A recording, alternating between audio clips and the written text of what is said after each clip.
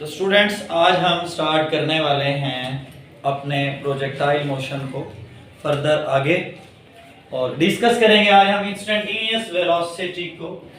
Instantaneous में instant, you have to study it about the velocity at any instant because the ball is moving for example in the downward direction. अगर एक ball for example downward direction में उसको throw किया गया है तो instant to instant the velocity is changing. ऐसी बात है ना, वेलोसिटी चाहे ऑब्जेक्ट ऊपर जा रहा है या नीचे आ रहा है, हर लम्हा व लम्हा उसकी वेलोसिटी इंक्रीज तो हो रही है या डिक्रीज तो हो रही है ना।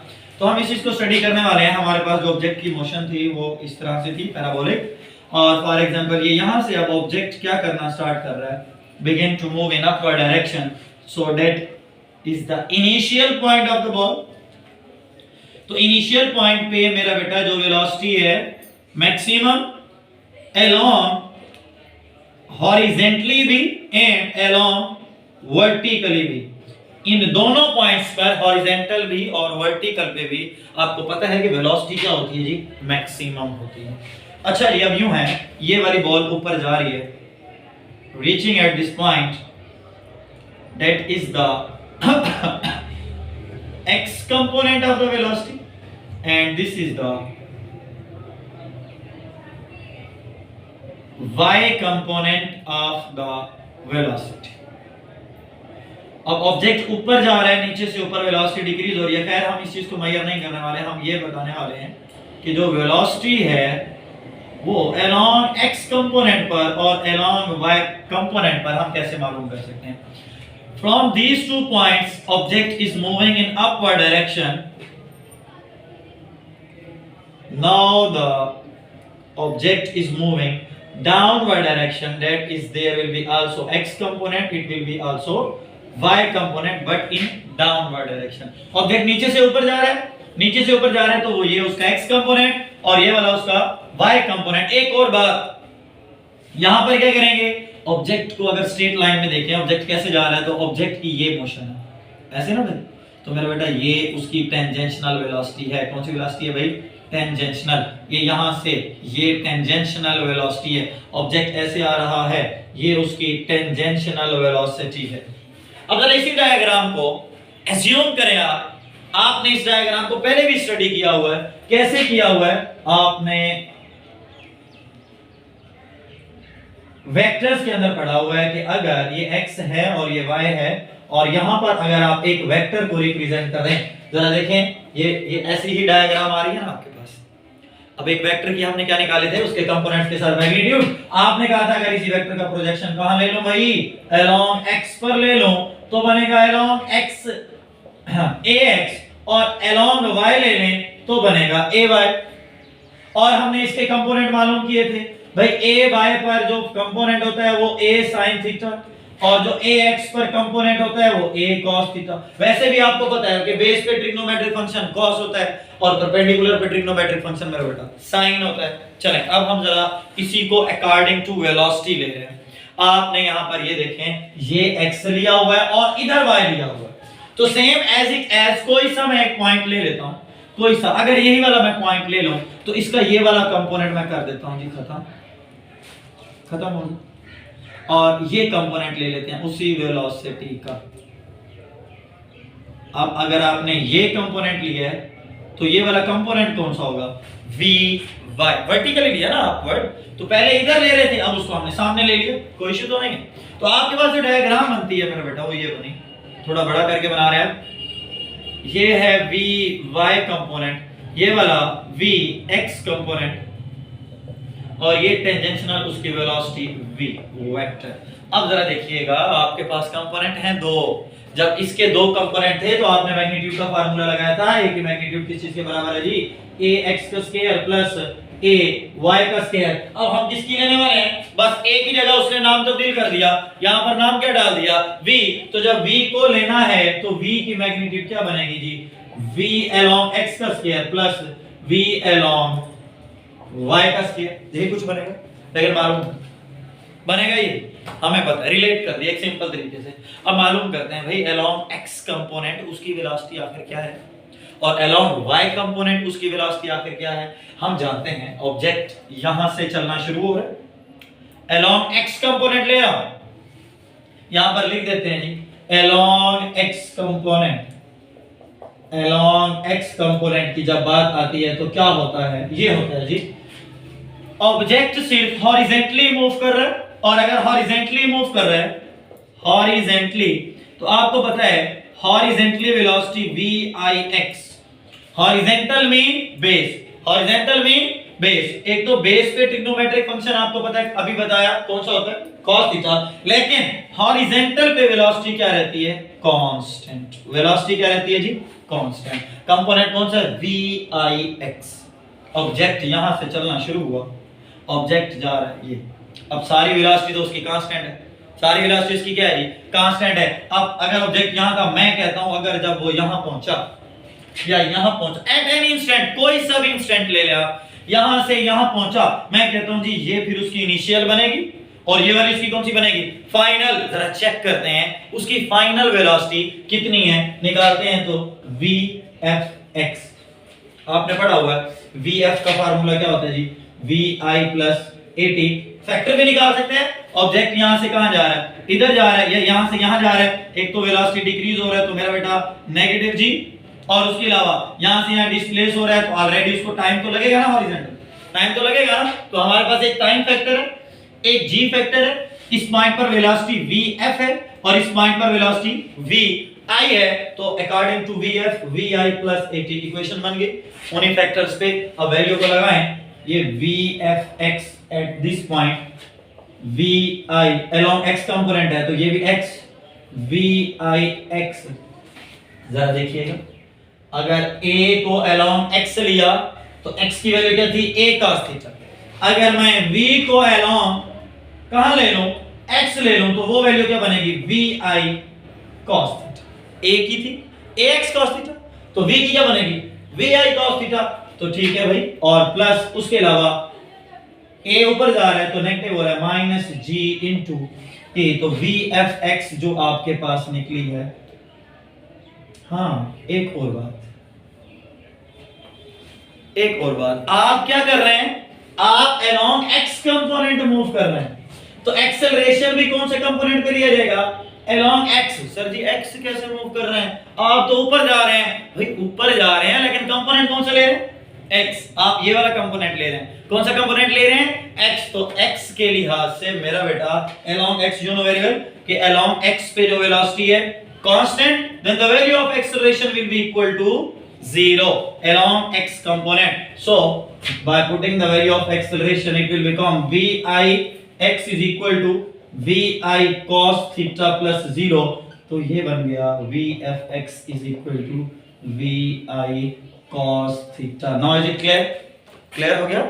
हाँ हम along x मूव कर रहे हैं, आप ये नहीं देखेंगे भाई बहुत ऊपर जा रही है, जाने दें ऊपर, हमने कंपोनेंट कौन सा लेना, x लेना है। तो मेरा बेटा इनिशियल पे फाइनल पे हमें पता चल गया भाई जो फाइनल पॉइंट है उसकी वेलोसिटी क्या है, vi cos थीटा। अकॉर्डिंग टू ये ले रहे हैं तो मैं यहाँ पे v का फार्मूला क्या लेता हूँ, v final velocity x point पर और ही फाइनल ली जाएगी कहां पर, y पॉइंट पर। अब आप कौन से वाला कंपोनेंट ले रहे हैं, अब आप वर्टिकल कंपोनेंट ले रहे हैं, ये वाला कंपोनेंट ले रहे हैं, ये यहां से ये वाला। ऑब्जेक्ट कहां जा रहा है, ऑब्जेक्ट कहां जा रहा है, ऊपर जा रहा है। जब ऑब्जेक्ट ऊपर जा रहा है मैं यहां पे लिख देता हूं भाई along कौन सा वाला कंपोनेंट, along y कंपोनेंट। तो y कंपोनेंट पर क्या होगा, y कंपोनेंट क्या होता है जी, v, वही फार्मूला। ऑब्जेक्ट यहां से यहां जा रहा है भाई टाइम लगेगा, g भी होगा और उसके अलावा उसको इनिशियल एंड फाइनल वेलोसिटी भी होगी। तो vfx is equal to fx नहीं vi प्लस at। अब along कौन सा कंपोनेंट जी, y कंपोनेंट, तो एक्सेलरेशन भी y कंपोनेंट, vfy क्या आएगा, ऑब्जेक्ट ऊपर जा रहा है भाई, चाहे हो इनिशियल हॉरिजॉन्टल पे चाहे हो इनिशियल कहां पर, वर्टिकल पर, वेलोसिटी ने क्या रहना है, मैक्सिमम। मैक्सिमम मीन अब यहां पर कंपोनेंट कौन सा ले रहे हैं जी, अब जरा देखें जब a का ay लिया था तो a sin थीटा, अब v का लूंगा तो वो क्या बनेगा, v sin थीटा। i ले रहे हैं तो ये i sin थीटा। क्लियर हो गया, चलो जी। अब vf इस पॉइंट पर मालूम करें, vfy इज इक्वल टू यहां पर कंपोनेंट की value vi sin theta, object नीचे से ऊपर जा रहा है, वेलोसिटी डिक्रीज हो रही है, एक्सेलरेशन क्या हो जाएगा, नेगेटिव प्लस इंटू माइनस जी इंटू टी। सही हो गया। चलें अब यूं करते हैं, इसको मिला देते हैं, V I sine theta minus G T along Y component, object की वेलोसिटी ये होगी। पॉइंट क्लियर हुआ। आपसे पूछते हैं भाई अगर यहां पर ये है, थोड़ा सा और ऊपर जाए, क्या यही होगी? हाँ जी, वाई कंपोनेंट पे क्या वेलोसिटी यही होगी? Instant to instant Y component पे चेंज हो रही है। Point clear. जी कम हो जाएगा, समझ रहे हैं, तो वेलोसिटी कम। अच्छा एक और बात, लेकिन along X component instant to instant क्या रहेगी, सेम कांस्टेंट रहेगी। चलें ये पॉइंट क्लियर हो गया। अब आपके पास दोनों कंपोनेंट निकल आए, एक एफ एक्स के अलोंग भी निकल आया, एफ वाई के अलोंग भी निकल आया। आप यहीं पर डायरेक्ट वैल्यूज पुट कर दें, बेशक इसे सॉल्व ना करें कोई इश्यू नहीं है। वी आई कॉस थीटा का square plus into V I sine theta minus G T whole का स्क्वायर। पॉइंट क्लियर है। बस आप इनकी वैल्यूज को पुट कर दें, इतना इनफ है, सॉल्व करने की जरूरत नहीं है। चलें अगर आप सॉल्व कर देते हैं तो कोई इश्यू नहीं है, कर भी सकते हैं, लाजमी नहीं है कि आप नहीं कर सकते, तो हम यहीं पर छोड़ देते हैं बिकॉज़ हमारी बुक में इतना दिया गया है। खैर अब जरा देखें, वेक्टर को ऐसे तो नहीं ड्रा कर सकते, है ना भाई, अपनी मर्जी से तो ड्रा नहीं कर सकते। जब representation of a vector on a rectangular coordinate system आया था, जब हमने स्टडी किया उसको, आपने कहा था you have to represent a vector on the 2 or 3 dimensional coordinate system need at any angle. आपको जरूरत पड़ती है किसी ना किसी एंगल की, तो mean to say there will be also an angle. होगा कि नहीं होगा? ये जो ऑब्जेक्ट जा रहा है कोई ना कोई एंगल बनाएगा ना, तो मतलब यहां पर कोई ना कोई एंगल लाजमी होगा। For finding the angle, for finding the slope, for finding the direction, for finding the dimension, you have to use the कौन से वाला angle, tan theta is equal to, यहां पर आपने यूज किया था क्या, tan थीटा लगाया था, कंपोनेंट ए वाई था और कौन सा था ax। अब यहां पर लगा रहे हैं, हमारे पास वेलोसिटी है तो वेलोसिटी v y पर आ जाएगी और वेलोसिटी कहां आ जाएगी, f ले रहे हैं तो फाइनल वेलोसिटी v f पर, final velocity v f x theta is equal to क्या हो जाएगा, tan inverse v f y over v f x। यहीं पे छोड़ दें कोई इशू नहीं है, वैल्यूज लगा दें तो भी कोई इशू नहीं। तो I hope it will be clear. अब हम रीड कर रहे हैं maximum height of the projectile. जरा देखिएगा, ये प्रोजेक्टाइल का पाथ बनाते हैं x एंड ये आपके पास y है, that is the path of the projectile. हमने हाइट को मालूम करना है, तो ये आपके पास इसकी मैक्सिमम हाइट एज्यूम कर लेते हैं h। सही हो गया, हाइट को ही जस्ट हमने डिस्कवर करना है, इसको ही हमने मालूम करना है। ऑब्जेक्ट यहां से मूव हुआ तो vi विल बी मैक्सिमम, और ऑब्जेक्ट ऊपर जा रहा है तो वेलोसिटी डिक्रीज हो रही है।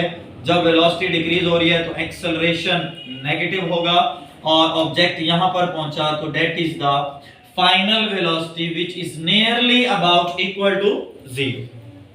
ठीक है, तो न्यूमेरिकल के अंदर हम इसको 0 लेंगे, वैसे ये वेलोसिटी मिनिमम है। चलें ये क्लियर हो गया। अब हमारे पास फैक्टर कौन कौन से बन रहे हैं, पहला फैक्टर ये बन रहा है कि vi मैक्सिमम हो गया, मतलब vi है, vf भी है हमारे पास, g भी है, और ऑब्जेक्ट क्या कवर कर रहा है, यहां से यहां तक मीन टू से डिस्टेंस कवर कर रहा है, लेकिन हमने उसका हॉरिजॉन्टल डिस्टेंस नहीं लेना, हमने उसका वर्टिकल डिस्टेंस लेना है। मीन टू से आपके पास वर्टिकल डिस्टेंस s भी है। अब आपके पास s है, g है, vf है और क्या है, vi है। देन मीन टू से अकॉर्डिंग टू कौन सी इक्वेशन बनती है जी, थर्ड इक्वेशन बनती है।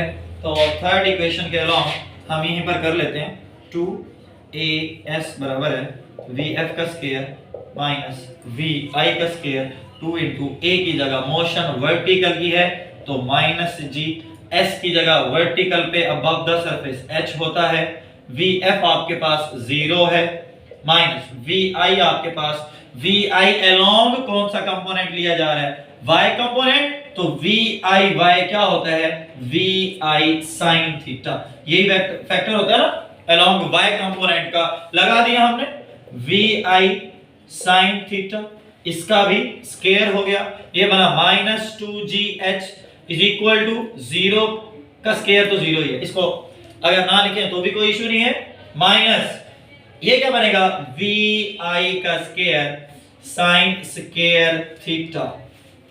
ये अब यहां पर हम माइनस को माइनस से कैंसिल कर देते हैं। We have to find the value of h, now h becomes equal to vi square sin square theta over 2g, that is the maximum height of the projectile. Now you have to learn about that h will be direct relation to theta, mean to say the value of h depends upon the angle which is making between them, जो इसके दरमियान angle बन रहा होगा उसके ऊपर height depend करती है। अब ये डायरेक्ट रिलेशन शो कर रहा है फिजिकली, तो यहाँ पे भी आपको दिख रहा है भाई उसके डायरेक्ट पे आ रहा है, तो मीन टू से अगर थीटा बढ़ेगा तो मेरा बेटा हाइट बढ़ेगी, अगर थीटा कम होगा तो हाइट कम होगी। क्लियर हो गया? ठीक है, आपको कैसे पता चलेगा? एक एग्जांपल ले लेते हैं, एट एंगल ऑफ 30 ले लेते हैं। फॉर एग्जांपल आपके पास जो नियरली एंगल है हम ले लेते हैं जी, एक 30 ले लेते हैं, एक ले लेते हैं जी कैलकुलेटर 60, और उसके अलावा आपके पास क्या है जी, हम ले लेते हैं 90 ले लेते हैं। ठीक है, अब जरा देखिएगा हम यहाँ पर क्या करने वाले हैं, h की वैल्यू लगा रहे हैं, h is equal to height ले रहे हैं, कहां पे ले रहे हैं vi का square over g, sorry 2g, और यहाँ पे ले रहे हैं sine square theta, sine square theta. अच्छा, तो h हमारे पास अब क्या आने वाला है, जरा देखिएगा vi का स्क्वायर ओवर 2g, ये साइन स्क्वायर, मीन टू से आप यहाँ पे जो एंगल लगा रहे हैं वो क्या लगा रहे हैं, थीटा। थीटा आप कितना लगा रहे हैं, 30 लगा रहे हैं। अब 30 अगर हम एंगल लगाएं तो h इज इक्वल टू आपके पास क्या आता है, vi का स्क्वायर ओवर 2g sin 30 का स्क्वायर। sin 30 जो है वो आपके पास किस चीज के बराबर होता है, sin 30 होता है 1/2 के इक्वल। अगर 1/2 को रिजॉल्व करें तो क्या बनता है 0.5, अगर 0.5 का क्या ले लें आप, स्क्वायर ले लें, तो आपके पास जो आंसर आता है vi का स्क्वायर ओवर 2g, आंसर आता है 0.25, आंसर आ रहा है 0.25। इसको हम सॉल्व भी कर लेते हैं कि आपके पास क्या है, sin 30 0.5 कर ले लें स्क्वायर, आपके पास आंसर आ गया 0.25। अब हम थोड़ा सा एंगल इंक्रीज कर लेते हैं, h इज इक्वल टू ले लिया vi का स्क्वायर ओवर 2g, साइन ले लें अब आप 60, जब आप साइन लेते हैं 60, यहाँ पे है स्क्वायर vi का स्क्वायर ओवर 2g। अब साइन की वैल्यू हम क्या लेने वाले हैं, साइन की वैल्यू लेने वाले हैं 60, वो आ गई जी 0.866, 0.866, इसका ले लेते हैं स्क्वायर, जब आप स्क्वायर लेते हैं तो आंसर आ रहा है vi का स्क्वायर ओवर 2g, आंसर आ रहा है 0.75।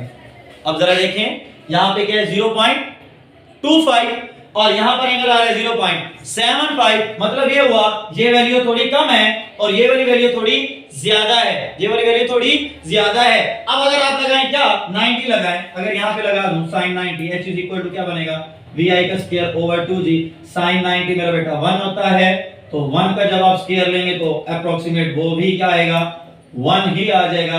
अब ये फॉर एग्जांपल अगर 1 लगा भी देते हैं, अब देखें एंगल कम था वैल्यू कम, थोड़ा सा एंगल बढ़ा वैल्यू बढ़ गई, और अगर मजीद एंगल को बढ़ाया तो वैल्यू कितनी होगी 1 is the maximum with respect to 0.75 and 0.75 is greater than with respect to 0.25, then mean to say the height is depend upon the theta, where theta will be smaller, height will be smaller, where theta will be greater, height will be greater. I hope height will also clear to all of you.